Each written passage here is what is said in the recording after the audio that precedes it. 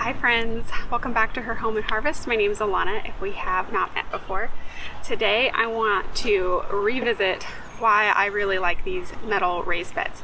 I made a video previously about putting some metal raised beds along my house, along the back wall of my house, and why I really enjoyed that. The number one reason, still probably my number one reason, is that it is easy to do by yourself. I did this one in 100% by myself. I even filled it with soil by myself.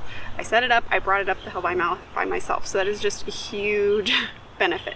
And part of that is also that you can put it in weird places.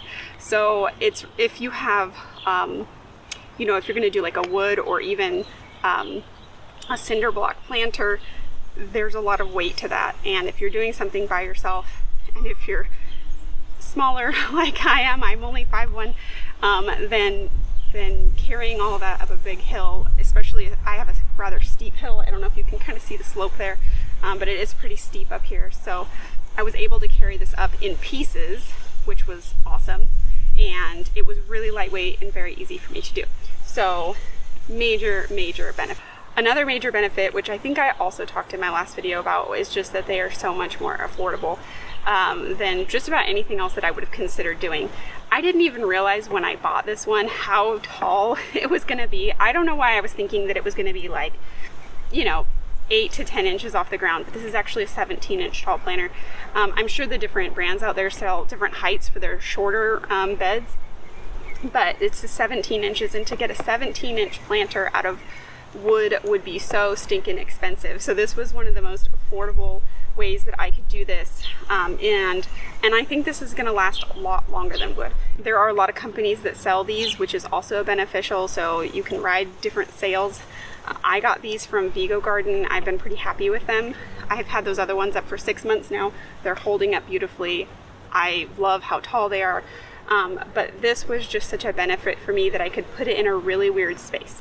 And that it was customizable. I almost had it smaller because I didn't think I was going to have enough room to walk around this, but I was able to put it at this width. I had debated putting this in one other spot, and the nice thing with these beds in particular is that there's 2 curved pieces, so you could actually make this into like a big square instead of a long rectangle.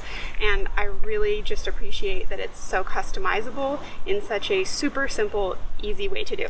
So again, the moral of the story here is that they're just so easy. I don't know if 5 years down the line if I'm going to change my mind about how much I like these, but for now I am very happy with them, and I do think that in the future, if I am able to put in more raised beds, this is probably what I'm going to stick with. I mean, like in a perfect world, I would love to have giant redwood boxes everywhere, but it just costs so much money, and and there's wear and tear over time. And so I really like these. One of the other benefits about them being so lightweight and so durable and long lasting is that if I ever want to rearrange my garden or ever want to move, I have the option of taking this with me. Now, obviously, getting soil out of any raised bed is not exactly going to be easy or simple. Well, I guess it's simple, but not easy. But moving the bed itself isn't a problem. I would be able to reuse it at another location, assuming that it hasn't gotten super warped or something like that. In my larger ones that are, I think they're 32 inches tall, they haven't warped at all. So I've been pretty happy with them, and they're full of soil. So I went ahead and I filled all of this up about 2/3 of the way with the soil that I got from the other time, from when I filled the last set of beds. And because I still had a ton of it left over, and then because I have discovered that wasn't the best quality soil. It's good for what it is, and it's certainly good for the price that I paid, but it wasn't the best quality soil. So I went ahead and added a bunch of compost in, and also I just had like old pots filled with old potting soil. I just mixed that in here too, and then I added some nutrients to kind of make up for that. And then along the top where I knew I was going to be planting things in, I went ahead and threw a whole another bag of raised bed mix. You have to keep in mind with any raised bed that the soil is going to settle over time, so definitely fill it up higher than you want to have the soil level, because it already has come down a little bit. My other ones that have been in for 6 months, those have dropped about 5 inches, though I did put some branches at the bottom, so that makes up for that as well. So just one thing to consider, your soil will slowly compress over time.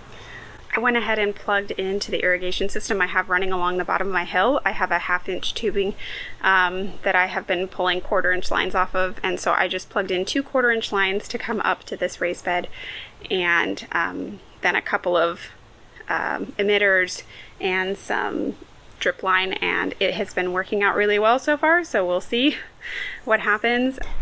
As you can see, I've already planted in these. I didn't have a plan for what I was going to put in here. I literally just stuck in what I had extra of the seedlings that I put. So I've got a pumpkin back there. I've got just a small pumpkin and a winter squash up here. And but yeah, I just wanted to share that with you because I decided to go ahead and put another one in. I also have to give a shout out to my sister for getting me my new garden hat. She keeps pointing out that I'm not wearing a hat in the garden, and we have a lot of skin cancer in my family, so definitely something that we need to do.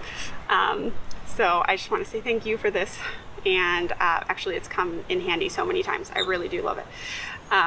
So anyway, I just wanted to share that with you guys, and I would love to hear what your favorite raised bed is, and if you're experiencing any benefits or maybe some cons to growing in metal raised beds. I'd love to know it because I'm learning this whole thing right alongside you guys. So anyway, I just wanted to say thank you much for watching, and I will hopefully see you guys in the next video. All right, bye.